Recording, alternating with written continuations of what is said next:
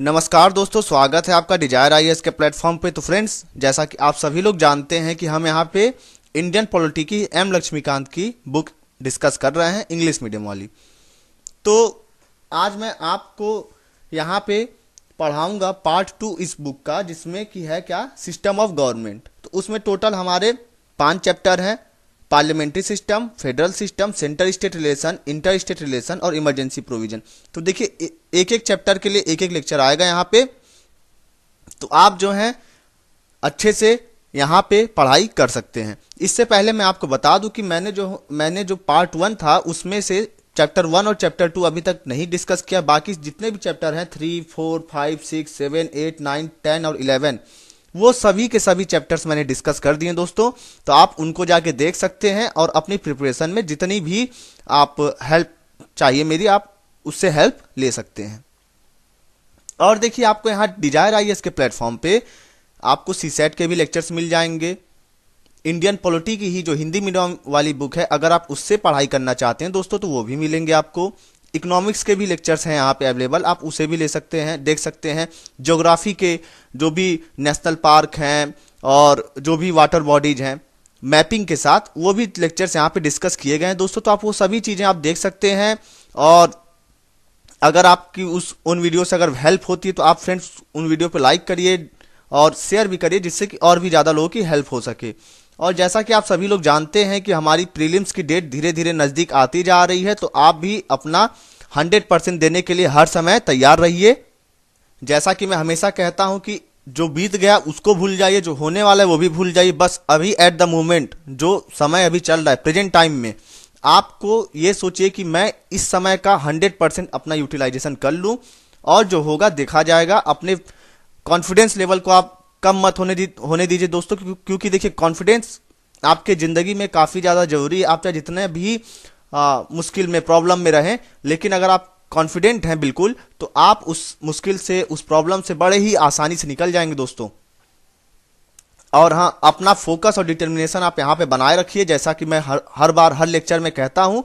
तो फ्रेंड्स, चलिए अब आज का लेक्चर अब हम शुरू करेंगे दोस्तों, और आप मेरे साथ पूरी ईमानदारी के साथ लग जाइए इस लेक्चर में। और अगर आपको कोई डाउट होगा तो आप कमेंट सेक्शन में मुझसे पूछ सकते हैं। तो फ्रेंड्स, जैसा कि आप सभी लोग अपने स्क्रीन पे देख पा रहे होंगे कि ये है part 2 system of government Laxmikanth के बुक का।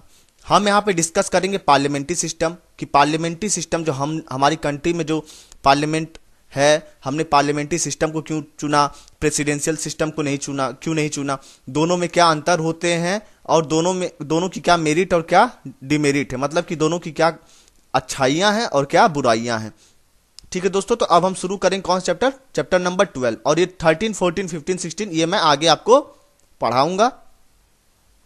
तो देखिए, ये है चैप्टर नंबर 12, जो कि है पार्लियामेंट्री सिस्टम।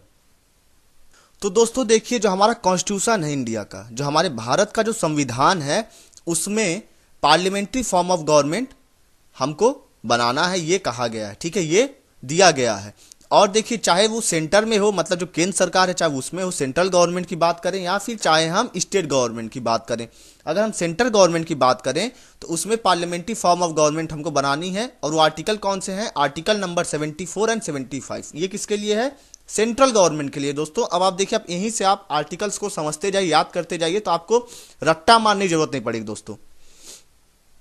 और अगर वहीं में स्टेट्स की बात करूं तो स्टेट्स के लिए कौन से आर्टिकल हैं, article number 163 and article number 164। किसके लिए है, ये स्टेट्स के लिए है। अब देखिए, जो भी आधुनिक लोकतंत्र है, मॉडर्न डेमोक्रेसी है, ठीक है, मॉडर्न डेमोक्रेटिक गवर्नमेंट जो भी हैं, वो क्लासिफाई कितने तरीके से की जाती हैं, एक है पार्लियामेंट्री और एक दूसरी कौन सी है, प्रेसिडेंशियल।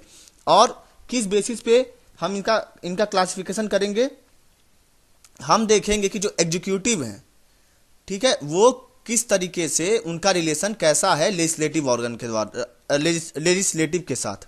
अब देखिए, एग्जीक्यूटिव मतलब क्या हो गया, जो लोग, कोई जैसे लॉ बन गया ना, जो लोग उसको लागू करेंगे, जो गवर्नमेंट जो है, जो मंत्री लोग हैं। और लेजिस्लेटिव ऑर्गन कौन हो गया गवर्नमेंट का, जो लोग लॉ बनाएंगे। अगर मैं आपको अभी समझाना चाहूँ तो जैसे कि जो जिसकी सरकार चल, जैसे बीजेपी की सरकार है, जो उनके जो मिनिस्टर्स हैं वो कौन है, वो हो गए एग्जीक्यूटिव। चाहे वो प्राइम मिनिस्टर हो, प्रेसिडेंट हो, जो भी मिनिस्टर्स हैं वो लोग हो गए एग्जीक्यूटिव। और लेजिस्लेटिव की बात करूं तो जो टोटल मेरे जो पार्लियामेंट है ना, चाहे वो राज्यसभा के एमपी हो चाहे लोकसभा के एमपी हो, वो लोग क्या हो गए, वो लोग हो गए लेजिस्लेटिव। तो हमारे जो मिनिस्टर्स लोग हैं उनका रिलेशन हमारे पार्लियामेंट के साथ, जो एमपी हैं और जो एमपी हैं उनके साथ किस तरीके का है, उस बेसिस पे डिफाइन किया जाता है पार्लियामेंट्री सिस्टम या फिर प्रेसिडेंशियल सिस्टम है। क्लियर हो गया आपको कि एग्जीक्यूटिव और लेजिस्लेटिव में दोनों ऑर्गन में किस तरीके का रिलेशन होगा। चलिए दोस्तों, अब हम आगे बात करते हैं, बढ़ते हैं आगे। तो देखिए पार्लियामेंट्री सिस्टम ऑफ गवर्नमेंट में क्या होता है, जो एग्जीक्यूटिव होती है ना वो रिस्पॉन्सिबल होती है किसके लिए, किसके तरफ, लेजिस्लेचर के तरफ, अपने एक्ट और पॉलिसी के लिए। जैसे कि अगर मैं बोलूं हमारे जो मिनिस्टर्स हैं ना, जो जितने हमारे मिनिस्टर्स, उनकी जो कलेक्टिव रिस्पॉन्सिबिलिटी होगी वो किसके लिए होगी, वो लोकसभा के लिए होगी, लेजिस्लेचर के लिए होगी। अगर हम प्रेसिडेंशियल सिस्टम की बात करें तो उनके लिए उनका जो एग्जीक्यूटिव के साथ, जो एग्जीक्यूटिव है उनका कोई रिस्पॉन्सिबिलिटी नहीं होती लेजिस्लेचर के साथ उनके एक्ट और पॉलिसी के लिए। देखिए पार्लियामेंट्री सिस्टम में क्या होगा, जो भी एक्ट और पॉलिसी एग्जीक्यूटिव मतलब लागू करेंगे तो उनके वो किसके लिए किसके तरफ रिस्पॉन्सिबल होंगे, लेजिस्लेचर की तरफ। वही प्रेसिडेंशियल सिस्टम में ऐसा कुछ नहीं है, कोई रिस्पॉन्सिबिलिटी नहीं है। और ये जो प्रेसिडेंशियल सिस्टम में जो एग्जीक्यूटिव जो होते हैं इंडिपेंडेंट होते हैं किससे, लेजिस्लेचर से। ठीक है, अब ये आपको बात समझ में आ गई होगी। उसके बाद देखिए जो पार्लियामेंट्री फॉर्म ऑफ गवर्नमेंट है ना दोस्तों, उसको हम और क्या कहते हैं, कैबिनेट गवर्नमेंट भी कहते हैं, रिस्पॉन्सिबल गवर्नमेंट भी कहते हैं, या वेस्टमिंस्टर मॉडल ऑफ गवर्नमेंट भी कहते हैं। अब देखिए वेस्टमिंस्टर मॉडल ऑफ गवर्नमेंट इसलिए कहते हैं, पहले आप ये समझ लीजिए, क्योंकि जहां पे यूनाइटेड किंगडम, जो ब्रिटेन हमारा, इंग्लैंड है, उसकी जो पार्लियामेंट जहां पे सिचुएटेड है, जहां पे है वो जगह क्या है, वेस्टमिंस्टर, इसलिए कहा जाता है वेस्टमिंस्टर मॉडल ऑफ गवर्नमेंट। और देखिए पार्लियामेंट्री सिस्टम की अगर हम बात करें तो ये कहाँ कहाँ पे है, ब्रिटेन में है, जापान में है, कनाडा में है, इंडिया में है, और भी जगहों पे है जहां पे प्रधानमंत्री जो पीएम जो आपका रियल हेड होता है। अब ये real head, de jure system, de facto, ये सब चीजें क्या हैं, ये सब चीजें मैं डिस्कस करूंगा, बस आप ये टर्म्स थोड़ा याद रखिएगा, आगे अभी सभी चीजें आएंगी। अभी अगर मैं वही बात करूं प्रेसिडेंशियल फॉर्म ऑफ गवर्नमेंट की, तो इनको क्या कहा जाता है, non responsible government, non parliamentary government, fixed executive system of government. और ये कहाँ कहाँ पे है, यूएसए में है, ब्राजील में है, रसिया में है, श्रीलंका में है।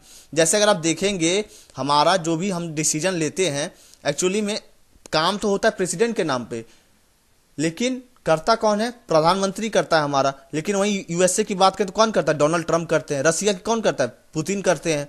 तो वहां पे क्या है, वहां पे parliamentary system, presidential system of government, और हमारे यहाँ पार्लियामेंट्री सिस्टम।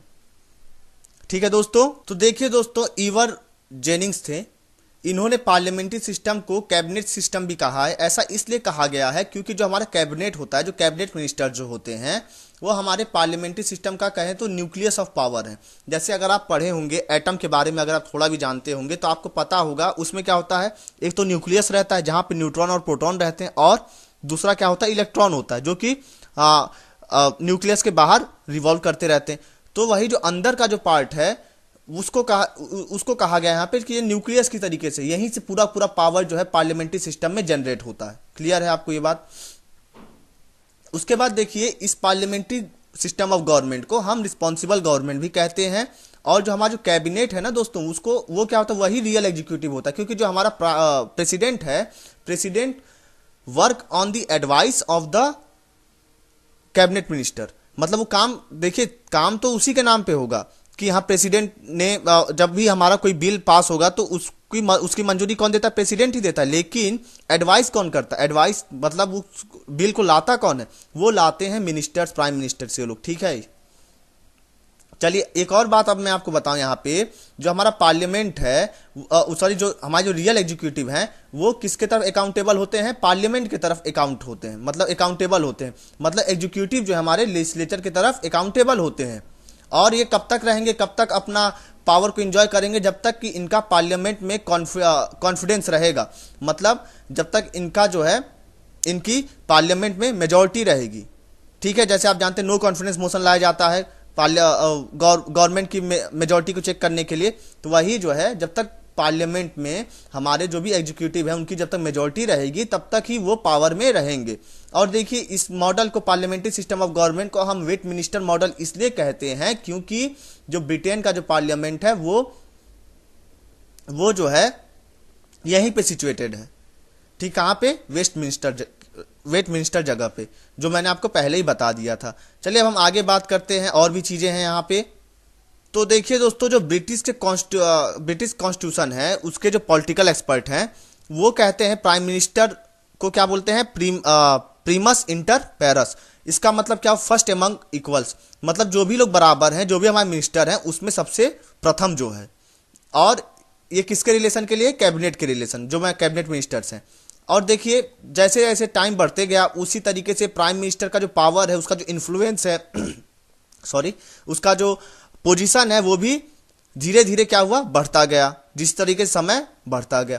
तो हुआ क्या, जो हमारा जो प्राइम मिनिस्टर है वो काफी ज्यादा डोमिनेंट रोल प्ले करने लगा। कहाँ पे?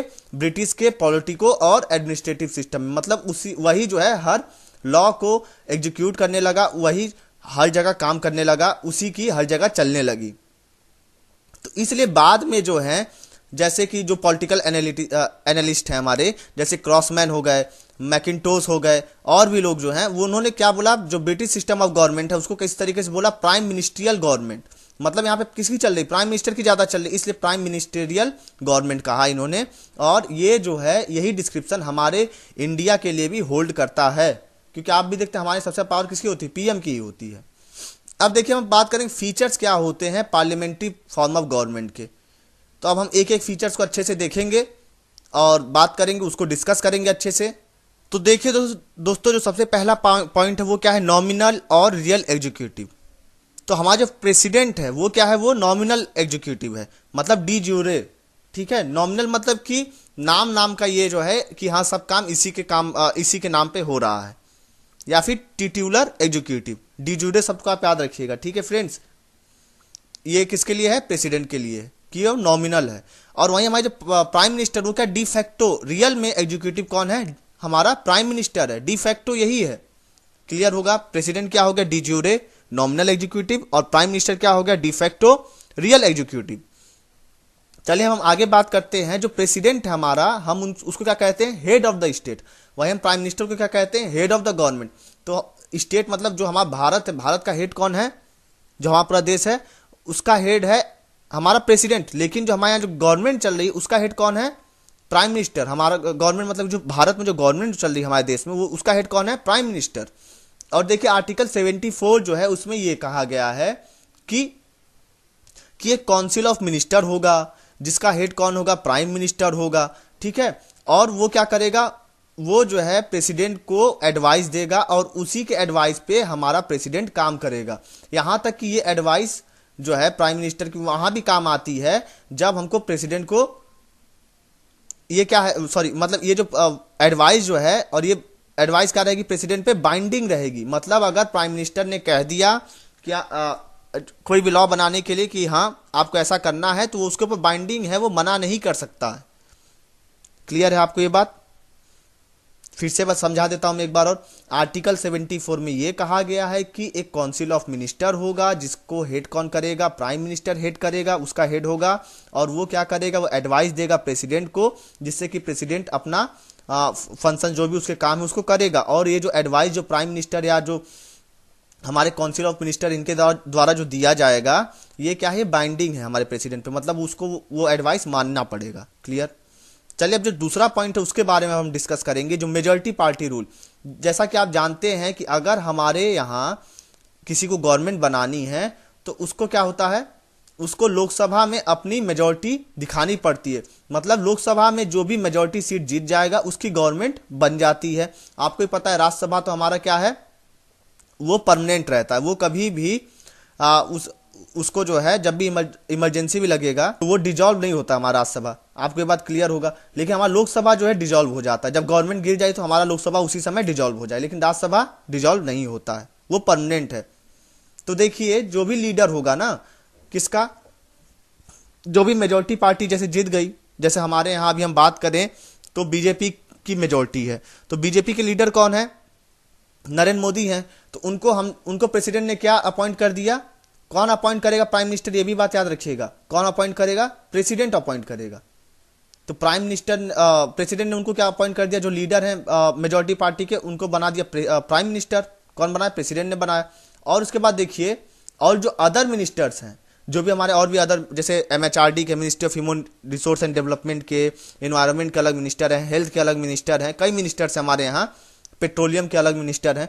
तो वो लोग, उन लोगों को भी अपॉइंट कौन करेगा? प्रेसिडेंट ही करे, लेकिन वहां पे एडवाइस कौन देगा? प्राइम मिनिस्टर देगा।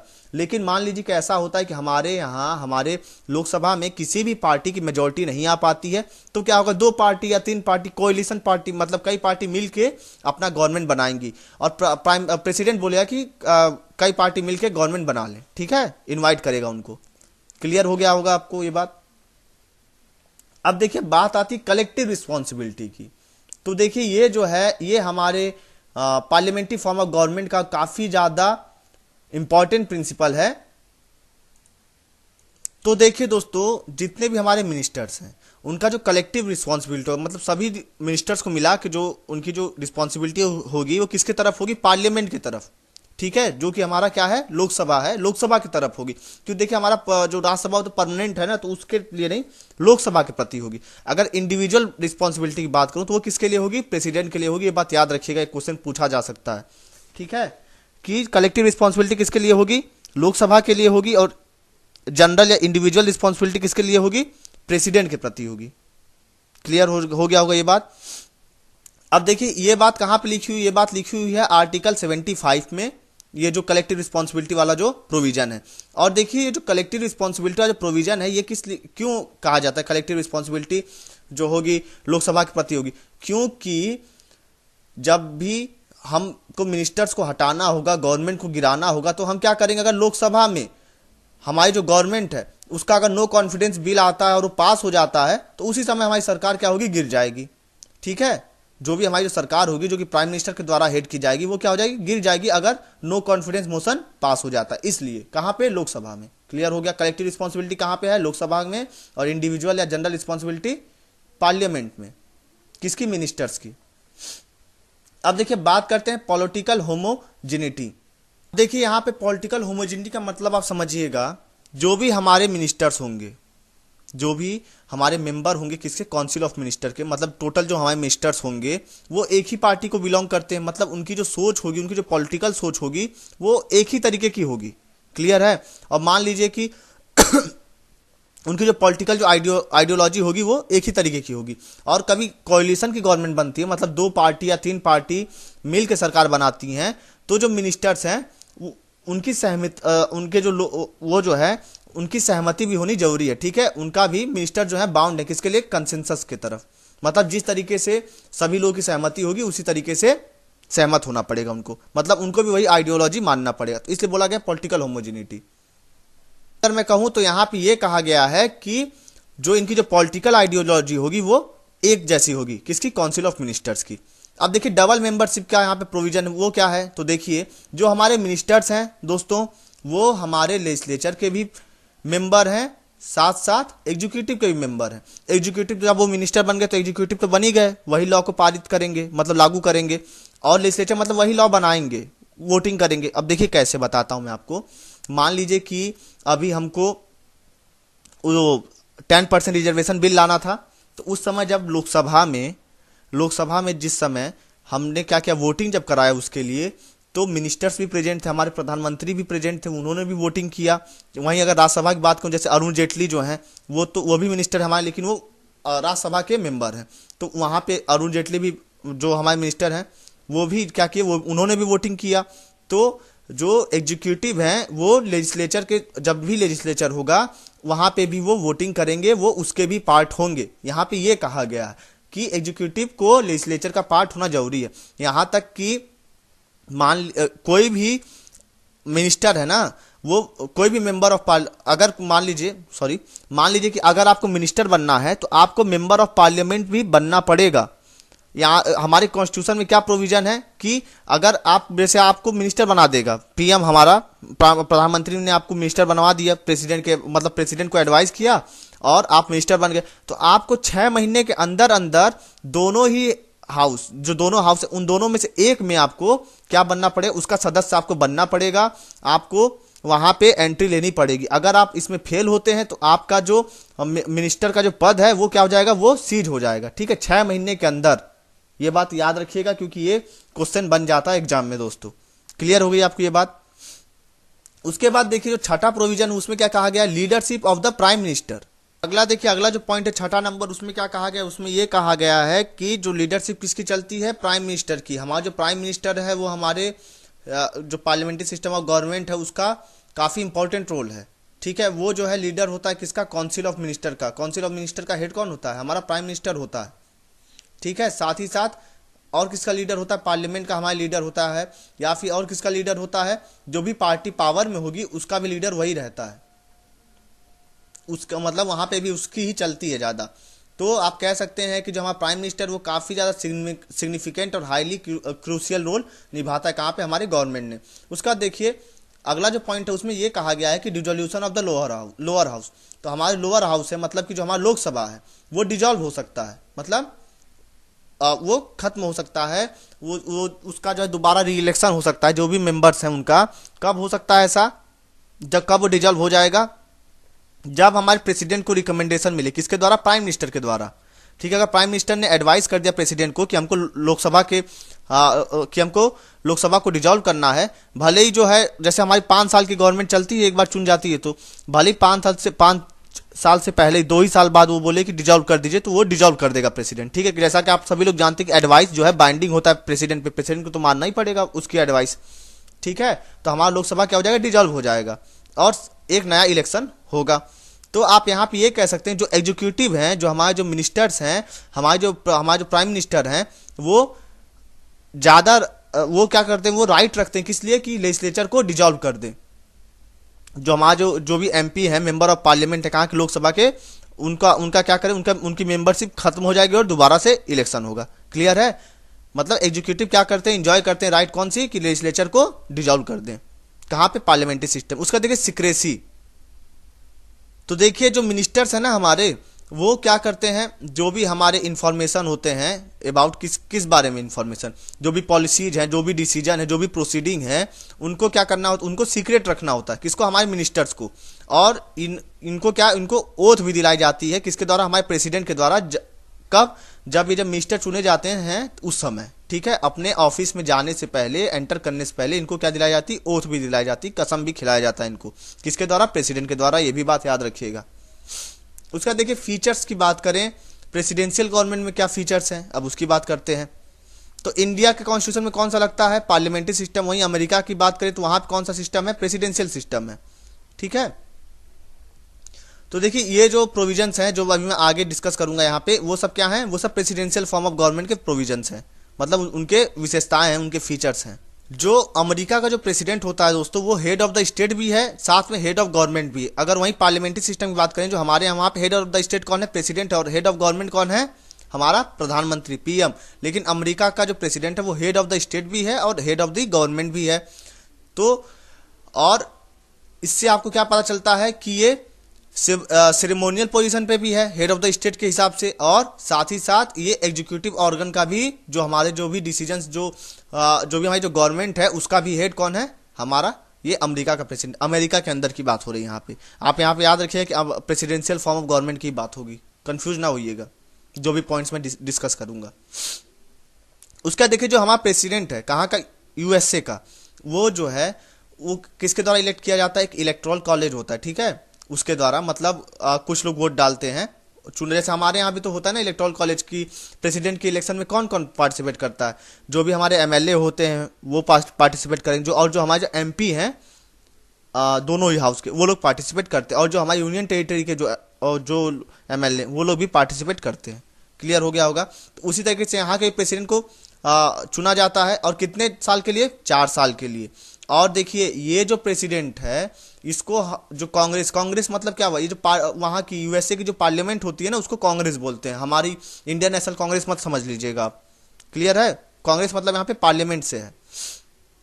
तो वो जो है वहाँ की जो पार्लियामेंट है, जो कांग्रेस है, उसके द्वारा हटाया नहीं जा सकता। उनको कब तक नहीं हटाया जा सकता है, जब तक कि वो कोई अनकॉन्स्टिट्यूशनल एक्ट ना कर दें, असंवैधानिक कार्य ना कर दें, ठीक है। और किसके द्वारा हटाया जाएगा, इम्पीचमेंट के द्वारा। लेकिन हमारे यहाँ कैसे हटाया जाता है, गवर्नमेंट को अगर खत्म करना, गवर्नमेंट को गिराना हो तो नो कॉन्फिडेंस मोशन लाएंगे, अगर पास हो गया तो गवर्नमेंट गिर जाएगी, ठीक है। ये दोनों में अंतर है।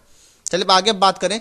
जो प्रेसिडेंशियल फॉर्म ऑफ गवर्नमेंट है वहाँ पे जो कैबिनेट होता है वो थोड़ा, जितना हमारे यहाँ मिनिस्टर्स कितने ज़्यादा होते उतने ज़्यादा वहाँ पे मिनिस्टर्स नहीं होंगे, वहाँ पे कैबिनेट मिनिस्टर इतने ज़्यादा नहीं होंगे, उनको वहाँ क्या बोलते हैं, किचन कैबिनेट। ठीक है। और ये देखिए, ये जो मिनिस्टर्स होंगे ये खाली एक एडवाइजरी बॉडी होगी, और इसमें नॉन इलेक्टेड मेंबर भी हो सकते हैं, नॉन इलेक्टेड डिपार्टमेंटल सेक्रेटरीज भी हो सकते हैं। और ये किसके द्वारा सेलेक्ट किए जाते हैं, प्रेसिडेंट के द्वारा सेलेक्ट किए जाते हैं, और अपॉइंट भी उन्हीं के द्वारा किए जाते हैं। लेकिन हमारे यहाँ अगर मिनिस्टर्स को मिनिस्टर बनना है तो क्या है, आपको 6 महीने के अंदर अंदर आपको किसी दोनों में से किसी भी हाउस से, चाहे लोअर हाउस हो, मतलब चाहे आपका लोकसभा हो चाहे राज्यसभा हो, उन दोनों में से किसी एक से आपको चुन के आना पड़ेगा, आपको इलेक्ट हो के आना पड़ेगा। लेकिन यहाँ पे ऐसा नहीं, यहाँ पे कोई भी नॉन इलेक्टेड मेंबर को भी क्या बना, ये अपने यहाँ कैबिनेट में शामिल कर सकते हैं। ठीक है। और उन्हीं के द्वारा हटाया भी जा सकता है इनको। चलिए आगे हम बात करते हैं कि जो भी हमारे प्रेसिडेंट हैं यूएसए के, या उनकी जो सेक्रेटरी वगैरह हैं, वो लोग नॉट रिस्पॉन्सिबल हैं किसके तरफ, कांग्रेस। जो पार्लियामेंट के लिए वो नॉट रिस्पॉन्सिबल है, लेकिन वही पार्लियामेंट्री सिस्टम में रिस्पॉन्सिबल होते हैं पार्लियामेंट के लिए, यहाँ पे नॉट रिस्पॉन्सिबल है। ठीक है। जो भी उनके एक्ट वगैरह जो बना रहे हैं। और साथ में अगर मैं बात करूं, ये जो सेक्रेटरी है इनके, ये या फिर जो प्रेसिडेंट है, इनकी मेंबरशिप नहीं होती कहाँ पे, कांग्रेस। मतलब पार्लियामेंट में इनकी कोई मेंबरशिप होनी जरूरी नहीं है, और ना ही ये कांग्रेस यानी कि पार्लियामेंट के सेशन को अटेंड करती है। यहाँ पे जो कांग्रेस है, मैं दोबारा बता देता हूँ, ये यूएसए के पार्लियामेंट को कांग्रेस कहा जाता है। और देखिए जो प्रेसिडेंट है हमारा, वो हाउस ऑफ रिप्रेजेंटेटिव जो है, जो वहाँ का जो पार्लियामेंट है, जो कांग्रेस वहाँ का जो लोअर हाउस है उसको कहते हैं हाउस ऑफ रिप्रेजेंटेटिव, तो उसको डिजॉल्व नहीं कर सकता हमारा वहाँ का प्रेसिडेंट यूएसए का। और देखिए जैसा कि आप सभी को पता होगा, अमेरिकन प्रेसिडेंशियल सिस्टम किसके ऊपर अब बेस है, आपको यहाँ से ऊपर पढ़ के समझ में आ गया होगा कि किसके ऊपर, सेपरेशन ऑफ पावर। मतलब जो लेजिस्लेटिव है, जो एग्जीक्यूटिव और जो जुडिशियल पावर है, वो तीनों में सेपरेशन है। कोई भी एक दूसरे के पावर का हनन नहीं कर सकता, कोई भी एक दूसरे के पावर का वायलेशन नहीं कर सकता है। ठीक है, क्लियर हो गया। अब देखिए हम बात करें merit of the parliamentary system. अच्छाइयाँ क्या क्या हैं, क्या क्या खासियत है, कौन कौन सी अच्छाइयाँ जो पार्लियामेंट्री सिस्टम ऑफ गवर्नमेंट में हमको मिलती हैं। देखिए जो पार्लियामेंट्री सिस्टम ऑफ गवर्नमेंट है, वहां पे हार्मोनी बनी रहती है किसके बीच, लेजिस्लेचर और एग्जीक्यूटिव के बीच। ठीक है। अब ऐसा क्यों, क्योंकि जो हमारे जो लेजिस्लेचर हैं, जो एग्जीक्यूटिव हैं, हमारे जो एग्जीक्यूटिव हैं, जो लोग गवर्नमेंट बनाए हैं, वो लोग लेजिस्लेचर के भी पार्ट होते हैं। तो और साथ ही साथ वो दोनों ही लेजिस्लेचर और एग्जीक्यूटिव एक दूसरे से क्या है, इंडिपेंडेंट भी हैं। तो इसलिए काफी कम स्कोप रहता है किसी चीज का डिस्प्यूट का, या फिर कॉन्फ्लिक्ट हो जाए दोनों ऑर्गन में क्या हो, कोई बात को लेकर झगड़ा हो जाए। जैसे कि अभी मैं बात करूं, हाल की ही घटना है, जैसे वहां की यूएसए के प्रेसिडेंट क्या चाहते हैं कि उनको पैसे मिले, किस लिए, जिससे कि वो कि मैक्सिको में दीवार बना, मैक्सिको के बॉर्डर पे दीवार बना सके, मैक्सिको और जो यूएसए का जो बॉर्डर है वहां पे दीवार बना सके। लेकिन जो वहां की कांग्रेस है, जो पार्लियामेंट है, जो लेजिस्लेचर जो है, वो उस पर उनको फंड नहीं प्रोवाइड कर रहा है। ठीक है। तो वहां पे तो देखिए वहां पे कॉन्फ्लिक्ट हो गया। लेकिन हमारे यहाँ ऐसा नहीं, क्योंकि जब भी फंड चाहिए होगा, जब वोटिंग जब होगी फंड के लिए, तो जो एग्जीक्यूटिव है वो भी तो वोट डालेंगे, जो मिनिस्टर्स हैं वो भी तो वोट डालेंगे, इसलिए कभी कॉन्फ्लिक्ट नहीं होती। उसके बाद देखिए और हम बात करें आगे, तो हमारी जो पार्लियामेंट्री सिस्टम ऑफ गवर्नमेंट है वो क्या, वो एक रिस्पॉन्सिबल गवर्नमेंट है। जो भी वो काम करेंगे वो क्या रहेंगे, रिस्पॉन्सिबल होंगे किसके तरफ, पार्लियामेंट की तरफ। ठीक है। उनको पार्लियामेंट में जाकर जवाब देना पड़ेगा कि आपने ऐसा क्यों किया। तो इससे क्या पता चलता है कि जो हमारी पार्लियामेंट है वो कंट्रोल किसको करती है, मिनिस्टर्स को कंट्रोल करती है बाय वेरियस डिवाइस। जैसे कि क्वेश्चन आवर में वो क्वेश्चन पूछ लेंगे कि ऐसा क्यों किया गया, डिस्कशन करते हैं, जॉइंटमेंट मोशन लाते हैं, नो कॉन्फिडेंस मोशन लाते हैं। इस तरीके से वो जो हमारे एग्जीक्यूटिव हैं उनके ऊपर हमारी पार्लियामेंट क्या कंट्रोल बना के रखती है। उसका देखिए अगला जो पॉइंट वो क्या, प्रिवेंट्स डिस्पोटिज्म। अब ये क्या है, तो डिस्पोटिज्म जो है इसका मतलब होता है तानाशाही। तो ये जो हमारा पार्लियामेंट्री सिस्टम है ये किससे हमको बचाता है कि कोई भी यहाँ पे तानाशाह नहीं बन सकता है, कोई अपनी ही मनमानी ना चलाने लगे। क्योंकि देखिए आपको पता है जो हमें एग्जीक्यूटिव अथॉरिटी है उसमें कई इंडिविजुअल, कई मिनिस्टर्स होते हैं। ठीक है। और कोई एक सिंगल पर्सन नहीं चुनता उनको। जैसे कि प्रेसिडेंशियल सिस्टम की बात करूं मैं, तो वहां क्या था, प्रेसिडेंट ही मिनिस्टर खुद चुनता था अगर उसको एक बार वो प्रेसिडेंट इलेक्ट हो गया तो। लेकिन हमारे यहाँ पे ऐसा नहीं है ना। ठीक है। और जो हमारी जो पार्लियामेंट है वो जो हमारा एग्जीक्यूटिव है वो किसके तरफ रिस्पॉन्सिबल है, पार्लियामेंट की तरफ रिस्पॉन्सिबल है। और अगर कोई ऐसा तानाशाही रवैया अपनाएगा तो वो क्या करेंगे, नो कॉन्फिडेंस मोशन ले आके रिमूव कर देंगे, उनको सरकार ही गिरा देंगे। क्लियर है। तो तानाशाही से हमको बचाता है, डिस्पोटिज्म से हमको प्रिवेंट करता है। चलिए हम आगे बात करते हैं रेडी अल्टरनेट गवर्नमेंट। हमारे यहाँ जो पार्लियामेंट्री सिस्टम ऑफ गवर्नमेंट होता है वहाँ पे एक अल्टरनेट गवर्नमेंट हमेशा तैयार रहती है सरकार बनाने के लिए। अब देखिए कैसे, मान लीजिए रूलिंग पार्टी है और हमारे लोकसभा में नो कॉन्फिडेंस मोशन आया और वो नो कॉन्फिडेंस मोशन पास हो गया तो सरकार गिर जाएगी। तो जो हेड ऑफ द स्टेट है, मतलब हमारा जो प्रेसिडेंट है, वो किसको इन्वाइट करेगा? जो अपोजिशन पार्टी है ना, उनको इन्वाइट करेगा कि आप आके सरकार बना लीजिए, ठीक है, बिना किसी फ्रेश इलेक्शन के ही। मतलब टेन्योर तो अभी सरकार का चल ही रहा होगा, इसलिए जो मतलब जो इलेक्शन का टेन्योर 5 साल का होता है वो तो चल रहा था ना, इसलिए क्लियर है। तो इसलिए डॉक्टर जेनिंग ने क्या कहा है, जो लीडर ऑफ अपोजिशन है वो एक अल्टरनेट प्राइम मिनिस्टर भी है, क्लियर। अब देखिए, अब बात करते हैं वाइड रिप्रेजेंटेशन की। तो वाइड रिप्रेजेंटेशन का मतलब ये हुआ कि जो हमारी पार्लियामेंट्री सिस्टम है उसमें जो एग्जीक्यूटिव है, जो मिनिस्टर्स जो हैं, वो किसके द्वारा किसके रिप्रेजेंटेटिव होते हैं? वो होते हैं पीपल के। अब कैसे? जैसे कि आप किसी को मेंबर ऑफ पार्लियामेंट बनाएंगे, उनको एमपी बनाएंगे, तो आप वोट डालेंगे ना, आप उनको चुन के भेज रहे हैं ना, तो उनका रिप्रेजेंटेशन क्या होगा? वो कई ढेर सारे सोसाइटी के वेरियस सेक्शन से, जैसे कहीं पे वो मुस्लिमों के द्वारा चुने जाएंगे, कहीं पे एससी एसटी के द्वारा, तो रिप्रेजेंटेशन जो है उनका क्या हो जाता है? बहुत ही ज्यादा वाइड हो जाता है, ठीक है, ज्यादा लोगों को वो रिप्रेजेंट करते हैं, क्लियर है ये बात। और जब हमारा प्राइम मिनिस्टर है वो इस फैक्टर को भी चुन सकता है, कब? जब भी उसको मिनिस्टर्स को चुनना हो, मिनिस्टर किसी को बनाना हो। अब देखिए, अभी तक तो हमने अच्छाइयों की बात कर ली, अब बुराइयां क्या है पार्लियामेंट्री सिस्टम में, अब उसके बारे में बात करेंगे, डिमेरिट के बारे में बात करेंगे पार्लियामेंट्री सिस्टम के। तो देखिए, जो सबसे पहली जो बात कही गई वो क्या कही गई कि ये एक अनस्टेबल गवर्नमेंट होता है। देखिए, अनस्टेबल गवर्नमेंट क्यों कहा गया? क्योंकि देखिए, जो हमारी पार्लियामेंट्री सिस्टम है, ठीक है, ये इसमें क्या होता है, आपको गारंटी नहीं मिलती कि जो गवर्नमेंट है पूरे 5 साल तक चल जाएगी। अगर मान लीजिए हमारे यहाँ पे जो लेजिस्लेचर है, जो पूरी जो लोकसभा है, उसमें क्या आ गया? नो कॉन्फिडेंस मोशन आ गया और वहां पे वो नो कॉन्फिडेंस मोशन पास हो जाता है, तो उसी समय हमारी गवर्नमेंट क्या हो जाएगी? गिर जाएगी, ठीक है। तो अनस्टेबल गवर्नमेंट हो गई ना। तो एक तरीके से बात करूं मैं, तो जो हमारे मिनिस्टर हैं वो किसके ऊपर डिपेंड है? दया के ऊपर। किसके दया के? जो हमारे लेजिस्लेचर है ना, लेजिस्लेचर मतलब जो एमपी जो हैं, या तो उनके ऊपर क्या है, जो लॉ जो बनाते हैं उनके ऊपर डिपेंड है कि वो कब तक अपने ऑफिस में कंटिन्यू करेंगे, कब तक उनकी सरकार चलेगी।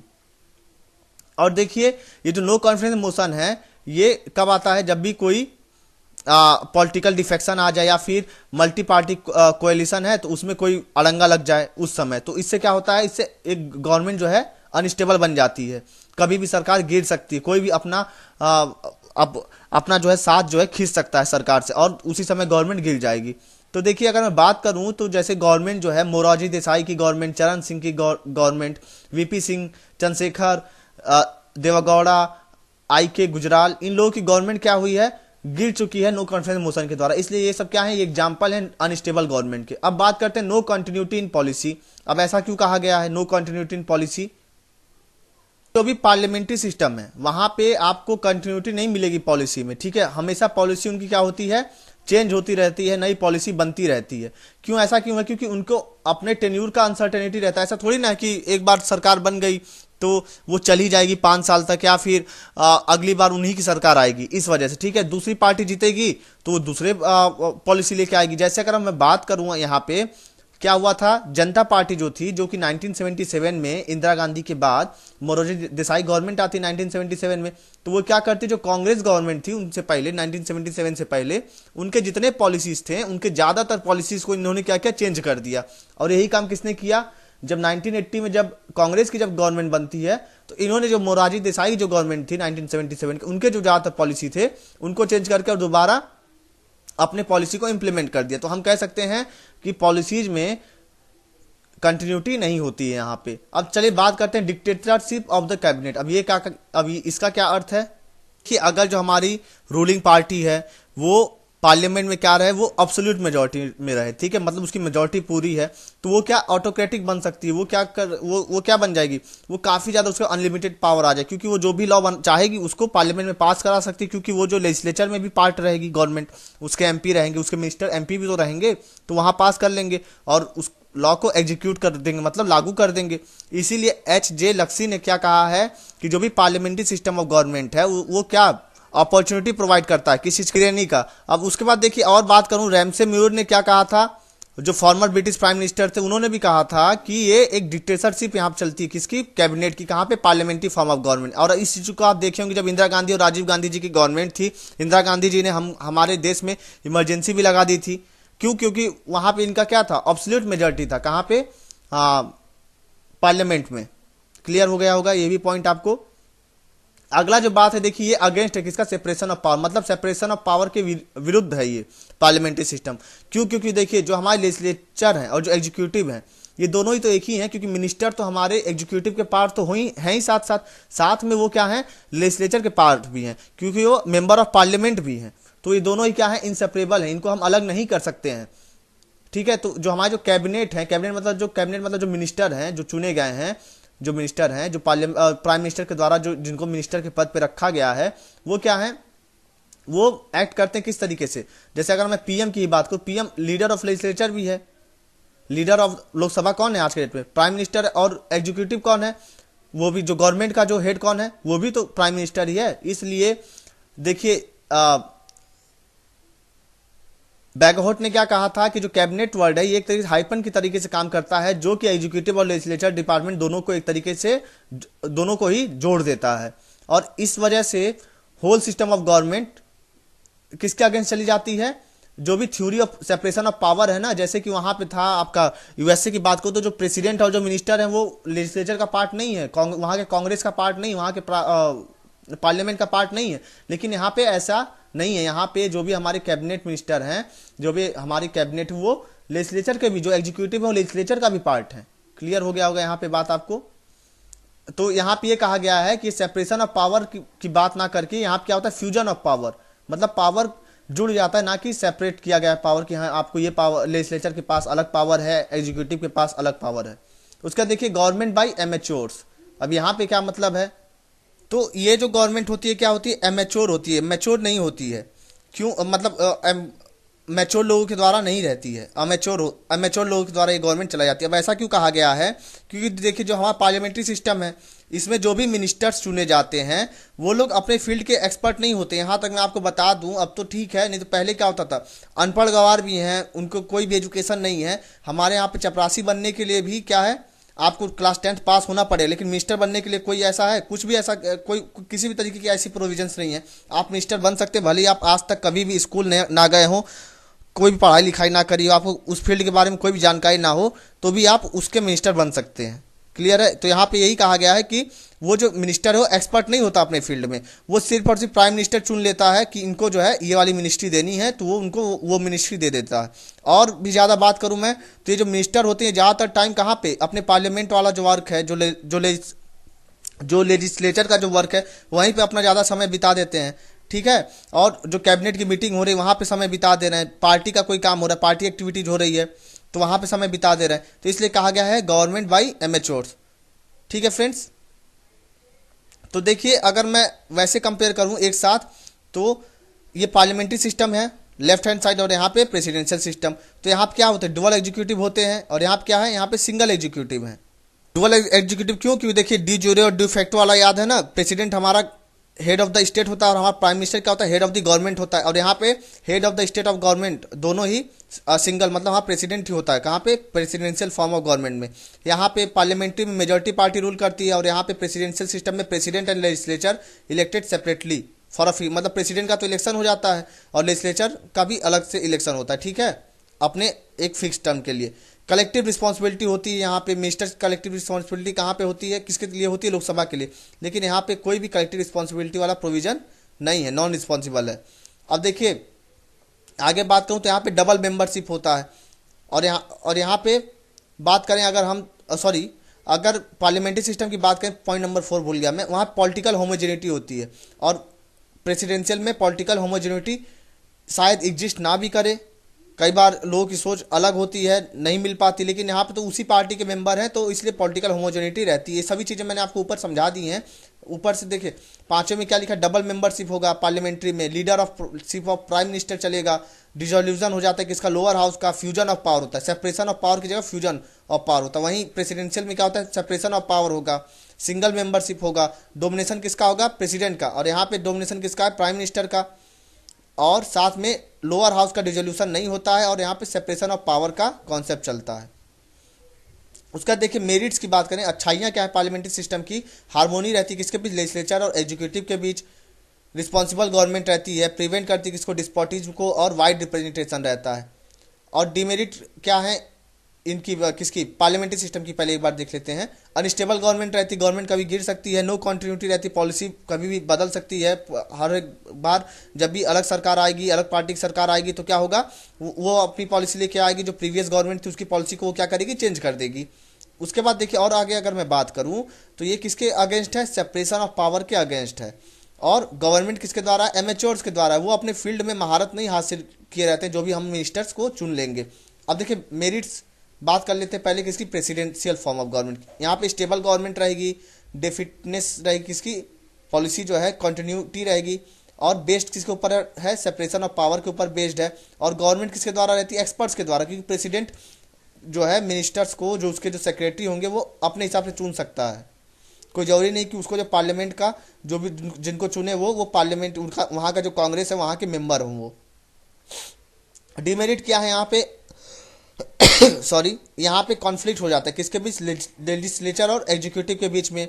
नॉन रिस्पॉन्सिबल गवर्नमेंट रहती है, ऑटोक्रेसी, डिक्टेटरशिप यहाँ पे चल सकती है, और नैरो रिप्रेजेंटेशन रहता है। अब देखिए अब हमने क्यों अडॉप्ट किया पार्लियामेंट्री सिस्टम को, अब हम इसके बारे में डिस्कस करेंगे। तो यहाँ पे कुछ पॉइंट्स दिए गए हैं, उसको अच्छे से डिस्कस कर लेते हैं हम। देखिए जब हमारा जो कॉन्स्टिट्यूएंट असेंबली जो था, जब संविधान जब बनाया जा रहा था, तो वहाँ पे ये भी कहा गया कि हमको पार्लियामेंट्री सिस्टम की जगह क्या ले लेना चाहिए, जो प्रेसिडेंशियल सिस्टम है यूएस का, उस तरीके से बनाए। तो जो हमारे जो लोग थे उन्होंने ऐसा क्यों कहा कि हमने क्यों पार्लियामेंट्री सिस्टम को लिया, तो वही सब रीजन्स हमने यहाँ पे नीचे डिस्कस किए हैं। सबसे पहली बात क्या हुई कि हम जो है फैमिलियर थे किससे, इस सिस्टम से, किससे, ब्रिटेन की जो पार्लियामेंट्री सिस्टम थी। ऐसा क्यों, क्योंकि देखिए यहाँ पे क्या होता है, के एम मुंशी जी कहते हैं कि जब हमारा जो, आपको पता होगा हमारा देश गुलाम था किसका, अंग्रेजों का। तो लगभग पिछले 30-40 साल से उसी तरीके से मतलब गवर्नमेंट चल रही थी हमारे देश में, पार्लियामेंट्री सिस्टम से ही। तो हम क्यों आखिर जो है पीछे जाएं, मतलब जो वो ट्रेडिशन है उसको छोड़ के एक नए तरीके से, मतलब एक नया रूल लेके आए, एक नया फॉर्म ऑफ गवर्नमेंट लेके आए। क्योंकि हम उसके पार्लियामेंट्री सिस्टम और गवर्नमेंट के बारे में हम अच्छे से जान रहे हैं। अब दोबारा से नया सिस्टम लेके आएंगे प्रेसिडेंशियल फॉर्म, तो दोबारा से हमको दिक्कतें होंगी, हमको उन चीज़ों के बारे में जानना होगा, समझना होगा, तब तो हम लागू कर पाएंगे। क्यों, क्योंकि हम इससे क्या थे, फैमिलियर थे पार्लियामेंट्री सिस्टम से, इसलिए हमने पार्लियामेंट्री सिस्टम जो ब्रिटेन का उसको चुना।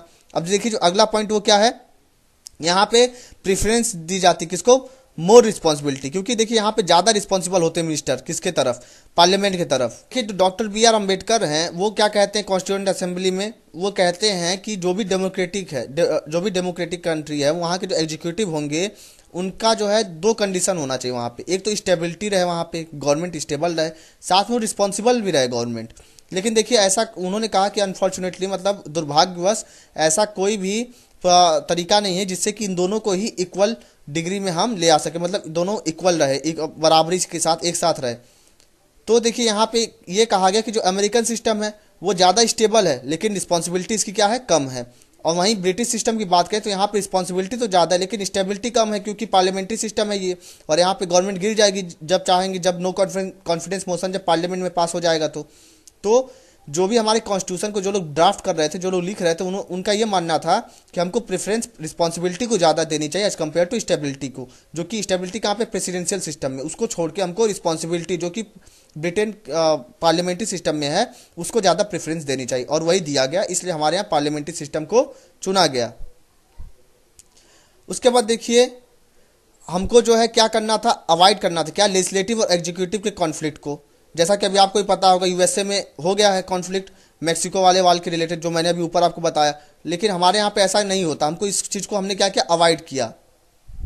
देखिए जो लोग हमारे कॉन्स्टिट्यूशन के जो फ्रेमर्स से जो निर्माता थे वो क्या चाहते थे कि एग्जीक्यूटिव और लेजिस्लेचर में कॉन्फ्लिक्ट ना हो, उस कॉन्फ्लिक्ट को हम क्या कर सकें, अवॉइड कर सकें। ठीक है, जैसा कि अगर यूएसए वाली बात करूं मैं, यूएसए के प्रेसिडेंशियल सिस्टम में वहाँ पे इस तरीके का कॉन्फ्लिक्ट हो जाता है। तो ऐसा क्यों कहा गया, क्योंकि देखिए हमारी जो उस समय जब हमारा कॉन्स्टिट्यूशन जब बन रहा था, हमारा जो देश था भारत, वो नया नया आज़ाद हुआ था, नई नई डेमोक्रेसी थी, इन्फेंट डेमोक्रेसी थी, मतलब इन्फेंट मतलब किसको कहा, जो बच्चे जो पैदा होते हैं, तो नई नई डेमोक्रेसी बनी थी ना, नया नया देश बना था, एक तरीके से पैदा ही हुआ था हमारे यहाँ लोकतंत्र। तो हम ये रिस्क नहीं ले सकते थे कि इन दोनों ही ऑर्गन में क्या हो जाए, कॉन्फ्लिक्ट हो जाए, इसलिए हमने पार्लियामेंट्री सिस्टम को चुना है। उसका देखिए अगर और आगे बात करो तो देखिए नेचर ऑफ इंडियन सोसाइटी, जो हमारा जो इंडियन सोसाइटी वो काफ़ी ज़्यादा हेट्रोजेनियस है। हेट्रोजेनियस मतलब काफ़ी ज़्यादा डाइवर्सिटी है। हमारे यहाँ कई तरीके के लोग मिल जाएंगे आपको, सबका कल्चर अलग है, सबका रिलीजन भी अलग अलग होगा। ठीक है, तो इस वजह से हमको क्या चाहिए, हमको ऐसा गवर्नमेंट चाहिए जो ज़्यादा वाइड रिप्रेजेंटेशन, ज़्यादा लोग द्वारा चुना जाए। ठीक है, ज़्यादा उसका रिप्रेजेंटेशन क्या हो, ज़्यादा वाइड हो। इसलिए हमने किसको चुना, पार्लियामेंट्री सिस्टम ऑफ गवर्नमेंट को चुना, जो क्या क्या प्रमोट करती है, नेशनल स्पिरिट प्रमोट करती है। ठीक है, किसके बीच, जो यहाँ के जो लोग हैं, और हमारे देश को यूनाइटेड बनाने में मदद करेगी। कौन, पार्लियामेंट्री सिस्टम ऑफ गवर्नमेंट। अच्छा, अब आगे मैं बात करूँ, 1970s में एक बात उठी कि मतलब सॉरी 1970 से ये सब बातें उठ रही हैं कि जो है हमारे क्या हमको जो पार्लियामेंट्री सिस्टम को छोड़ के प्रेसिडेंशियल सिस्टम ले आना चाहिए। तो देखिए, ये मैटर एक बार उठा था कब, स्वर्ण सिंह कमेटी जब बनती है, जो कांग्रेस के द्वारा, कांग्रेस गवर्नमेंट के द्वारा बनाई जाती है 1975 में। आप बताइएगा, स्वर्ण सिंह कमेटी ने ही एक बहुत ही इंपॉर्टेंट प्रोविजन हमारे कॉन्स्टिट्यूशन में ऐड किया था, इसी के द्वारा ऐड किया गया। तो वो कौन सा मतलब कौन सा प्रोविजन है, ठीक है, और कौन सी अमेंडमेंट किया गया था उसके लिए, आप कमेंट सेक्शन में बताइए दोस्तों। आप ही का फायदा है इसमें। अगर नहीं आता तो आप दोबारा पढ़ के बताइए, वो भी नहीं करना चाहते तो आप मेरे लेक्चर्स में ढूंढिएगा, वहाँ मिल जाएगा। अगर आपने मेरे लेक्चर सुने हैं अच्छे से तब भी आप बता ले जाएंगे, और मैं 100% गारंटी के साथ बताता हूँ कि मैंने हर एक चीज़ को काफ़ी अच्छे से डिस्कस किया है। तो देखिए, तब उसका स्वर्ण सिंह कमेटी में बात की जाती है। तो स्वर्ण सिंह कमेटी ने ये कहा, ये बोला कि जो पार्लियामेंट्री सिस्टम ऑफ गवर्नमेंट वो काफ़ी बढ़िया कर रही है, तो हमको कोई ज़रूरत ही नहीं है कि हम प्रेसिडेंशियल सिस्टम को ले आएँ। ठीक है, हमको रिप्लेस करने की कोई ज़रूरत ही नहीं। अब हम यहाँ पे इस हेडिंग में हम बात करेंगे कि क्या क्या डिस्टिंक्शन है, क्या क्या डिफरेंसेस हैं इंडियन जो पार्लियामेंट्री सिस्टम है और जो ब्रिटेन का पार्लियामेंट्री सिस्टम है, उन दोनों में। इसलिए मैं कहता हूँ दोस्तों कि हमारा जो कॉन्स्टिट्यूशन, जो लोग वर्ड सीधे बारोएड लिख देते हैं, वो मुझे इसलिए पसंद नहीं आता क्योंकि हमने हर एक चीज़ को, जो भी प्रोविजंस हमने लिए हैं, पहले हमने उनको चेक किया है और उसको अपने हिसाब से हमने रखा है अपने कॉन्स्टिट्यूशन में, जो हमारी सोसाइटी के लिए अच्छा हो, हमारी सोसाइटी के लिए एप्लीकेबल हो। तो चलिए हम बात करते हैं। तो देखिए, यहाँ पे ये कहा गया है कि जो इंडिया का जो पार्लियामेंट्री सिस्टम ऑफ गवर्नमेंट है वो बेस्ड किसके ऊपर है, ब्रिटिश पार्लियामेंट्री सिस्टम के, लेकिन कुछ कुछ चीज़ें उनसे अलग भी हैं। अब वो कौन सी चीज़ें अलग हैं, वो सभी पॉइंट्स अब हम डिस्कस करेंगे यहाँ पे। देखिए दोस्तों, जो इंडिया है, इंडिया क्या है, इंडिया में रिपब्लिकन सिस्टम है। वहीं अगर ब्रिटेन की बात करो तो वहाँ पे मोनार्कल सिस्टम है। हमारे हेड ऑफ द स्टेट जो चुना जाता है ना लोगों के, मतलब उसका इलेक्शन होता है, जो कि प्रेसिडेंट होता है इंडिया में, हेड ऑफ द स्टेट। अगर वहीं ब्रिटेन की बात करूँ तो वहाँ की जो रानी या जो राजा है वो जो है हेरिडेटरी, मतलब वंशवाद के द्वारा, मतलब कि अगर रानी की लड़की, वो क्या बनेगी, वो हेड ऑफ द स्टेट बनेगी। ठीक है, तो ये दोनों अंतर हैं। हमारे क्या रिपब्लिकन सिस्टम है, head of the state elect होता है, एक अंतर पता चल गया। अब देखिए अगला जो अंतर वो क्या है, डिफरेंस क्या है, जो ब्रिटिश सिस्टम है उसमें वहाँ की जो पार्लियामेंट है ना वो सॉवरेन है। ठीक है, मतलब वो जो कह दे वही चलता है वहाँ पे कोई जुडिशियल रिव्यू वाला प्रोविजन नहीं है। लेकिन हमारे यहाँ पे ऐसा नहीं कि हमारी पार्लियामेंट सॉवरेन है, उसके पास क्या, उसकी जो पावर्स है वो लिमिटेड है और रिस्ट्रिक्टेड भी हैं। ठीक है दोस्तों, क्योंकि ऐसा क्यों है, क्योंकि हमारे यहाँ पे रिटन कॉन्स्टिट्यूशन है, ब्रिटेन में अनरिटन कॉन्स्टिट्यूशन है। हमारे यहाँ फेडरल सिस्टम है, जुडिशियल रिव्यू का सिस्टम है, साथ ही साथ हमको फंडामेंटल राइट्स भी दिए गए हैं। लेकिन वहाँ पे अनरिटन कॉन्स्टिट्यूशन है और वहाँ की पार्लियामेंट सॉवरेन। हमारे यहाँ पे पार्लियामेंट सॉवरेन नहीं है, ये बात याद रखिएगा। हमारे यहाँ पे सॉवरेन कौन है, कॉन्स्टिट्यूशन जो है हमारा वो सॉवरेन है। जो भी चीज़ें कॉन्स्टिट्यूशन में लिखी हैं उसी तरीके से हमारी गवर्नमेंट हमारे यहाँ के लोगों को चलानी पड़ेगी। चलिए अब आगे हम बात करते हैं कि दोस्तों जो ब्रिटेन है, जो प्राइम मिनिस्टर है, प्राइम मिनिस्टर को क्या होना चाहिए, प्राइम मिनिस्टर वही बन सकता है वहाँ पे जो हाउस ऑफ कॉमन है ना, जो वहाँ का जो पार्लियामेंट का जो लोअर हाउस है, जो वहाँ का जो मेंबर होगा वही प्राइम मिनिस्टर बनेगा। लेकिन हमारे यहाँ पे ऐसा नहीं, हमारे यहाँ पे जो हमारे पार्लियामेंट के दोनों हाउस है, दोनों में से किसी के भी वो मेंबर हो वो प्राइम मिनिस्टर बन सकता है। जैसे कि आपको पता होगा जो हमारे मनमोहन सिंह थे वो राज्यसभा के सांसद थे, लेकिन मतलब अपर हाउस के, जिसको हाउस ऑफ लॉर्ड्स कहा जाता है ब्रिटेन में, वहाँ के सांसद थे वो, मेंबर ऑफ पार्लियामेंट थे, तब भी वो प्राइम मिनिस्टर बन गए थे। लेकिन ब्रिटेन में ऐसा नहीं, ब्रिटेन में लोकसभा, जो हमारे यहाँ लोकसभा है उसको वहाँ पे हाउस ऑफ कॉमन कहा जाता है, तो वहीं का मेंबर होना चाहिए तभी वो प्राइम मिनिस्टर बन सकता है। अगले पॉइंट में ये कहा गया है कि जो मेंबर ऑफ पार्लियामेंट है ना, उन्हीं को हम ब्रिटेन में मिनिस्टर बना सकते हैं। लेकिन इंडिया में ऐसा नहीं, इंडिया में हम किसी भी मेंबर को, हम किसी को भी हम क्या बना सकते हैं, मिनिस्टर अपॉइंट कर सकते हैं। लेकिन उसको कंडीशन यही है कि 6 महीने के अंदर उसको दोनों में से, चाहे राज्यसभा या लोकसभा, दोनों में से किसी एक हाउस में से उसको जो है इलेक्ट होके आना पड़ेगा, इलेक्ट होके आप नॉमिनेट होके किसी भी तरीके से उसको आना पड़ेगा, दोनों, चाहे राज्यसभा में आए चाहे लोकसभा में। लेकिन ब्रिटेन की बात को तो वहाँ पे पार्लियामेंट के ही मेंबर को बनाएंगे, लेकिन हमारे यहाँ पे किसी को भी बना सकते हैं। चलिए अब हम आगे बात करते हैं। जो ब्रिटेन के जो पार्लियामेंट है ना, तो उसकी जो है लीगल रिस्पॉन्सिबिलिटी होती है मिनिस्टर की, लेकिन हमारे यहाँ पे ऐसा कुछ नहीं है। ठीक है, अब देखिए अगला जो पॉइंट है, ये काफ़ी ज़्यादा इंटरेस्टिंग पॉइंट लगता है मुझको, ये शैडो कैबिनेट। ब्रिटेन में क्या होती है, शैडो कैबिनेट भी चलती है। अब ऐसा क्या होता है, देखिए यहाँ पे एक तरीके का यूनिक इंस्टीट्यूशन है ये ब्रिटिश कैबिनेट सिस्टम का। वहाँ पे ये होता है कि जो अपोजिशन पार्टी है ना, वो भी मिनिस्टर्स को अपॉइंट करती है। जैसे कि अगर हमारे यहाँ पे फाइनेंस मिनिस्टर है, तो अपोजिशन पार्टी का भी फाइनेंस मिनिस्टर होगा। अब ऐसा क्यों होगा, क्योंकि अपोजिशन पार्टी एक एक आदमी को एक एक स्पेसिफिक पर्टिकुलर वर्क दे देगी कि आप इस चीज़ पे देखिए कि गवर्नमेंट जो है कहीं गलत तो नहीं कर रही है, जिससे कि अगर, और एक और फायदा इसका ये है कि मान लीजिए जब अपोजिशन पार्टी जब जब सरकार बनाएगी अपनी, जब उसकी जब मेजोरिटी हो जाएगी, तो उसको एक एक्सपीरियंस भी मिल जाएगा। वहाँ पे क्या होता है, वहाँ पे शैडो कैबिनेट भी चलता है। लेकिन हमारे यहाँ पे ऐसा कुछ नहीं है। अपोजिशन पार्टी किसी भी तरीके का कोई मिनिस्टर को अपॉइंट नहीं कर, वो मिनिस्टर जो होगा ना अपोजिशन पार्टी का, शैडो कैबिनेट का, वो पावर में नहीं रहेगा, बस रूलिंग पार्टी को रूलिंग पार्टी के प्रोविजंस को चेक करने के लिए रहता है। ठीक है, तो फ्रेंड्स यहाँ पे आपका ये वाला चैप्टर खत्म होता है, और हम आगे अब हम डिस्कस करेंगे अपना नेक्स्ट चैप्टर, जो कि chapter number 13, federal system of the government. और अगर आपको ये लेक्चर पसंद आया हो दोस्तों, तो आप प्लीज़ इस लेक्चर को लाइक करिएगा, और इस लेक्चर को आप शेयर भी करिएगा, और आप डिजायर आईएएस के चैनल को सब्सक्राइब कर लीजिए, और बेल आइकन को भी दबा दीजिए, जिससे कि आगे जो भी मेरे लेक्चर्स आए हैं वो सभी लेक्चर्स आप देख लें। और हाँ, अगर आपने मेरे प्रीवियस लेक्चर्स को नहीं सुने हैं, तो आप उसको भी जाके देख लीजिए। And friends, thanks for watching my video, and God bless you all.